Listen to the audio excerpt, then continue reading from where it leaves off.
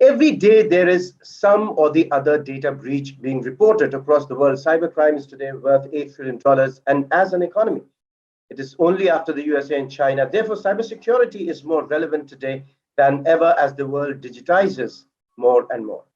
Cybercrime not only causes monetary loss, but also reputational harm. How is cybercrime impacting your organization, and what are you doing to prevent it?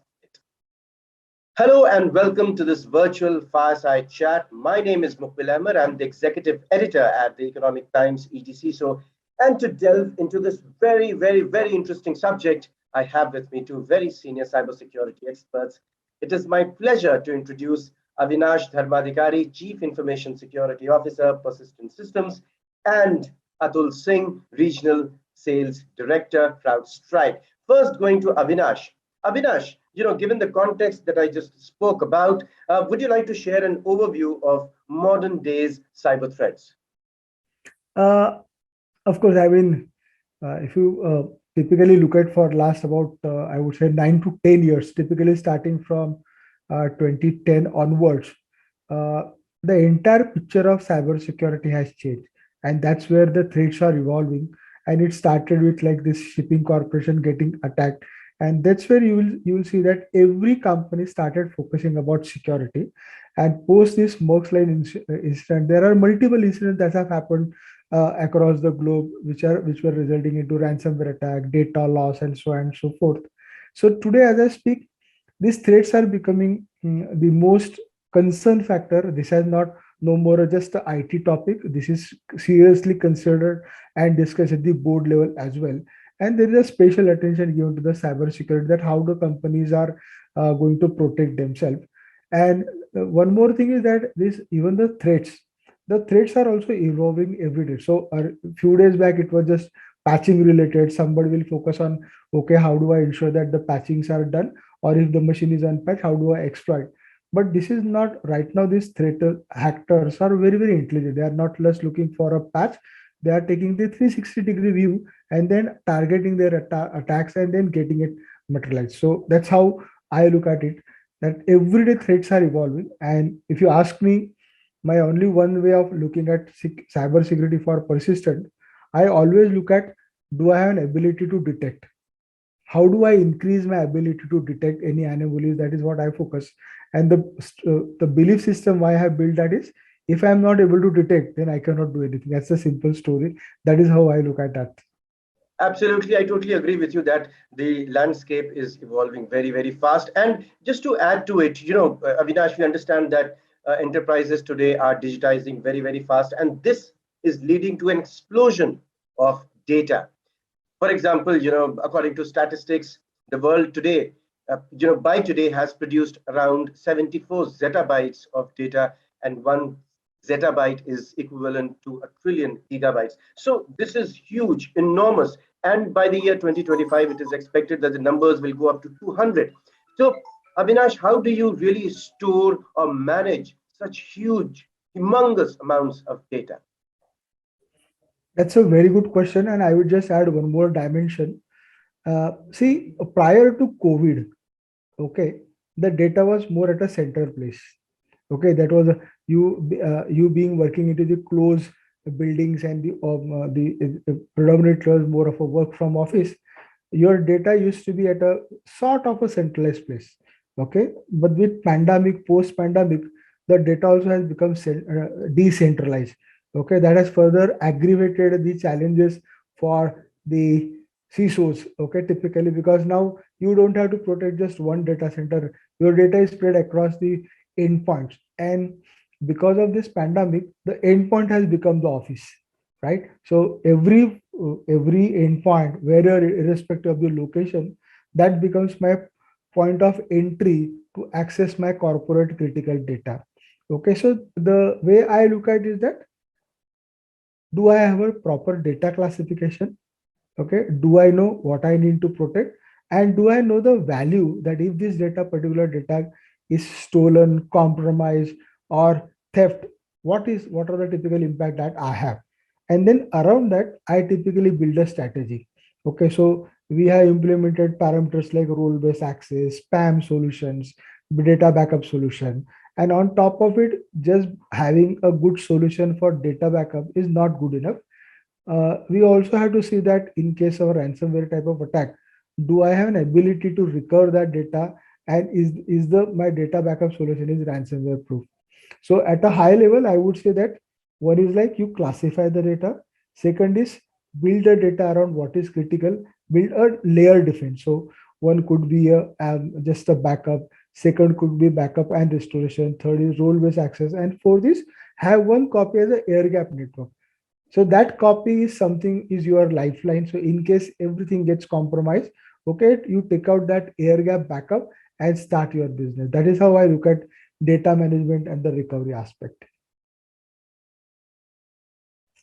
I totally agree with you, Avinash, on this, that, it's imperative for organizations to first understand the data assets that they have and the natures of those data assets. Now, really going to Atul, Atul, Avinash spoke about something which is very, very pertinent to this discussion, and which is that the world has changed after the pandemic with the infusion of a lot of hybrid and remote working involved. So how do you see the security landscape evolving, particularly with respect to work from home or remote working concepts? So if you see, customers have adopted approximately 40, 45 plus technologies to build a cybersecurity framework, which helped customer to solve specific problem as well. But today they are in need to connect the dots very quickly and understand if there's any incident occurred in their environment and how quickly they can come back to normal. One of the technology which has helped customer, which is very proven as well, is EDR. But now it's time to break the silos and bring endpoint detection and response capabilities to various security domain from a customer environment perspective. If you see that, for that reason, XDR seems to be one of the possible promising way forward to connect these dots and at a very broader layer. But things must be done right. Otherwise, it will sounds like it's one of the tools which is already there in the SOC, like a SIM. CrowdStrike XDR connects the native integrations from endpoint or cloud or identity to a third party as well. For example, you have an email. For example, you have a NDR. For example, you have a firewall, correct? To ensure and becomes a successor to EDR and execute faster detection and response. So that's a way forward from where we see at this point of time. Right, Atul. So you have raised two very important points, and drawing from your comments, would you like to shed a little bit more light and elaborate on things that you just spoke about? For example, the siloed nature of security landscape in various organizations, the security architecture, and of course, what is the meaning of XDR? How do you define it, and what are the various ways to ensure that those tools are very, very handy for enterprises? So before we go to EDR, that's what I mentioned, that we need to understand EDR first well. So we need to do EDR well, okay? And if you see from a CrowdStrike perspective, we have been very successful in helping customers to prevent breaches.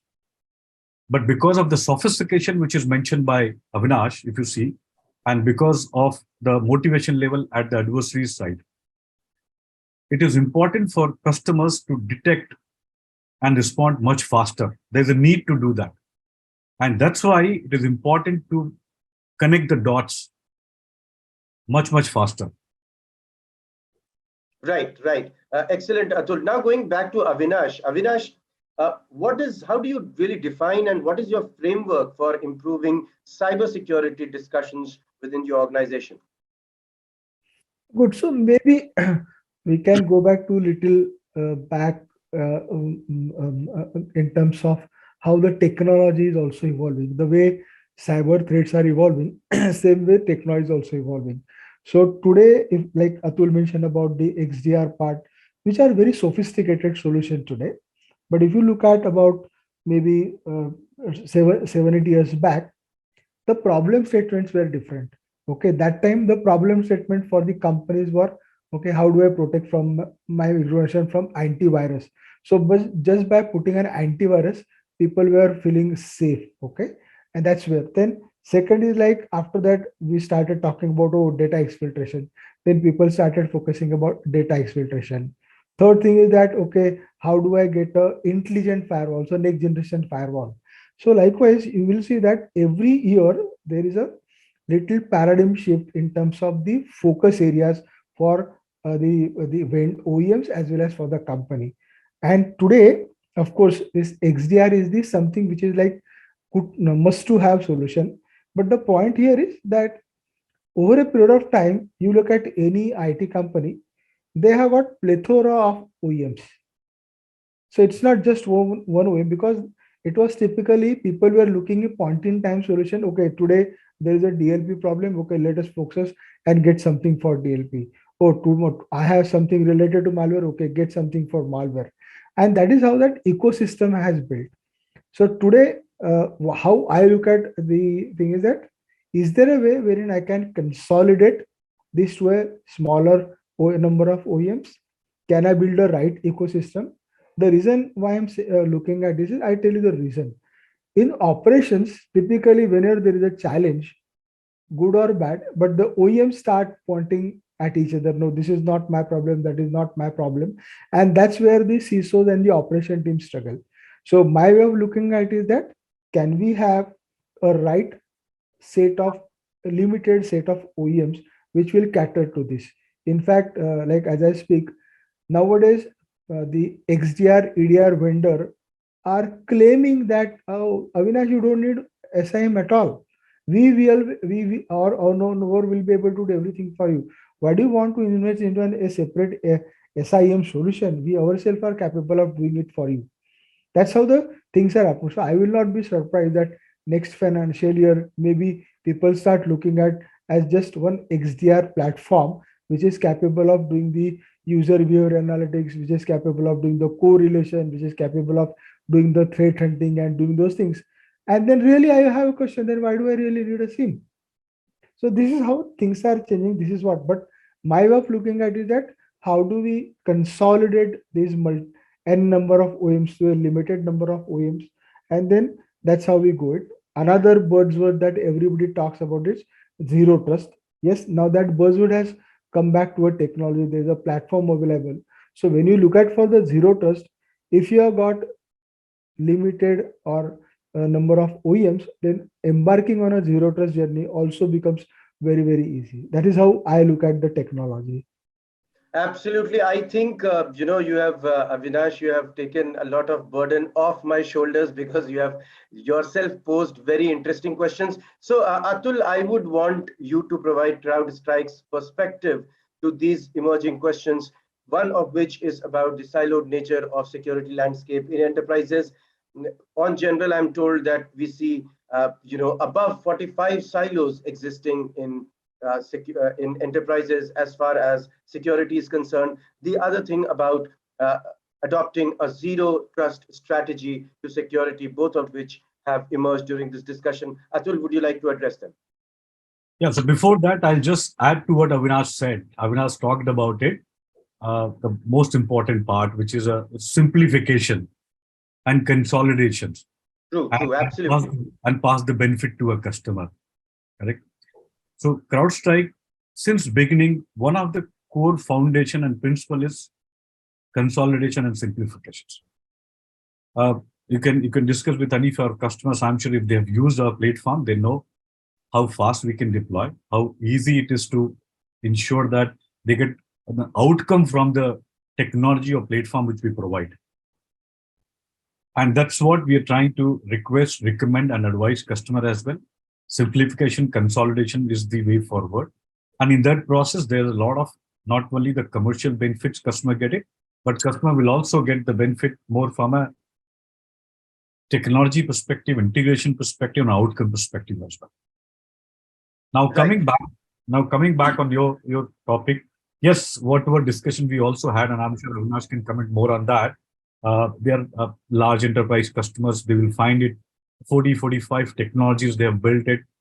plus minus 5 here and there for customers to customers, correct? But whether customers are getting their desired outcome, that is what they should review. If they are getting it very good, then I'm sure they know what is the way forward for that. But if they think that they need to fine tune as per the today's challenges, as per the today's threat landscapes, we are happy to help customers to draw this landscape of how we can help them to integrate, optimize, consolidate, simplify. With all this, how to get an outcome for customers. On an average, if you see, Mukhbir, we can say that we can consolidate at least 8+ technology in a customer environment, and we can integrate with at least 12+, and we can optimize at least 5 to 8 on an average, but it will vary from a customer to customer environment. Wonderful, wonderful. Those are wonderful inputs from you, Atul. So Avinash, what Atul is saying is that there is, great potential for simplification as well as consolidation. Atul, is sticking on to you and going back to my previous point about the new normal and how the world has changed post-pandemic. How do you think? And there is an explosion of devices, all kinds of working methods, workplaces. In such a situation, how do you see? What can we do to reduce the attack services that we see? Okay.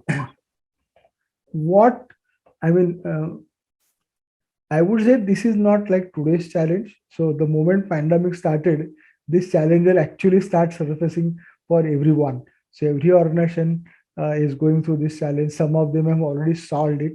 Okay, so I have done as a company, we have done about some certain set of activities. Okay, so one of course is like one of the thought process is that how do you reduce your attack surface? You know that you are going to get attacked. I mean, my philosophy is that you are going to get attacked for sure one day or the other day. What is that you can do best is how can you indefinitely delay that attack? And that's where all these investment, all this strategy helps. Nobody in this world is attack proof. Some or the other day they are going to get attacked. This is given. So what is that we can do is how do I delay that attack indefinitely? And to do that, I have some strategies. So what typically we have done is that first is like why these attacks are happening. Either there is a loosely governed system that you have, okay, then you may have let's say missing processes for patching. You may have unknown inventory. Okay, you don't know who all are using those machines, but those machines are there. And fourth, at a high level, is your internet presence, right? What all things are available in internet is nothing but an exposure, which will essentially turn out to be an attack vector for the hackers. Okay, so we took a strategy, we designed a strategy to focus around these areas, and how do we put a control around it? So, for example, one of the things that we said is that, okay, why do you need to access corporate resource from any other machine other than the authorized machine? The first question I asked myself, that why do I need to access my corporate resource from my personal machine if I am already given a corporate machine? And the answer is no, I should not be. That's all. Okay, that is how we did it. So how do I restrict? First is like categorize your overall environment to take critical, non-critical, typically deploy a crown jewel strategy. And we took a layered approach about the security. So then we say that, okay, since you are already given an asset, you don't need to have any alternative access to get the access to our corporate machine. So essentially, all unregistered, unauthorized machines are blocked from accessing. There is one. So second is how do you control and provide the clean internet to the employees? Okay, so that is where we implemented the proxy solution. And in that proxy solution, whether the employee is at home or whether the employee is at working from anywhere, we ensure that there is a complete clean internet pipe given to it. Third is why I am doing this, because there is a data and I want to protect that data. Then we implemented the DLP technology on it.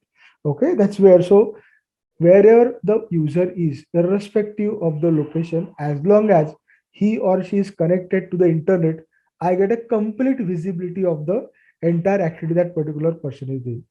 And Right, right. and the last part, fourth and the last part, and a very, very important part, that what is your resilience strategy?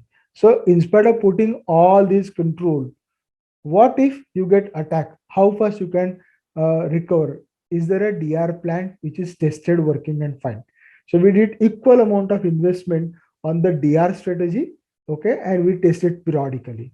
So one is all about detection, prevention, and remediation, and fourth part is, okay, in spite of all this, even if there is an attack, am I able to recover and get back into the business, and how fast is a DR strategy. So this is Correct. how I look at the overall picture of cyber security. Wonderful, wonderful inputs coming from Avinash. Now, Atul, Avinash has brought a very pertinent point into the discussion, which is, uh, the world has moved from if you are going to get attacked to when you are going to get attacked. In such a context, Atul, I would want your inputs on how can we reduce this attack surface and really make enterprises more secure.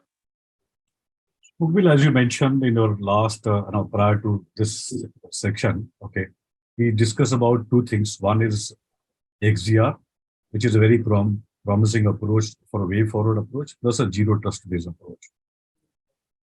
So what is important today from an overall threat vector profile perspective is device, correct, which is where it will be always will have a hybrid environment. Second is identity, because there's no more a corporate perimeter to be a network. Correct? You'll find it identity is the new perimeter. And the third piece is basically data and data protection touched upon. So all these three pieces, which is across your all kind of workloads, across your all kinds of identity, and across your data and data protection we're talking about. If you can manage these three things along with the network, and I'm sure then you can say that, and if you have a three piece of the industry, which is a people, process, and a kind of a partnership approach, then yes, you can delay, but provided you do right things. And these right things, I think, some point which you hear from Avinash, some points which I've just added to you. Correct. So No, based that is on absolutely perfect. Yes, Atul. So great inputs coming from both of you. Friends, it has been really a wonderfully insightful talk where we spoke about several aspects of the security landscape in enterprises today, the siloed nature, and the need for simplification and consolidation. However, in the interest of time, we will really need to wrap this up. We are already on the top of the hour. Thank you all for joining us, and have a good day ahead.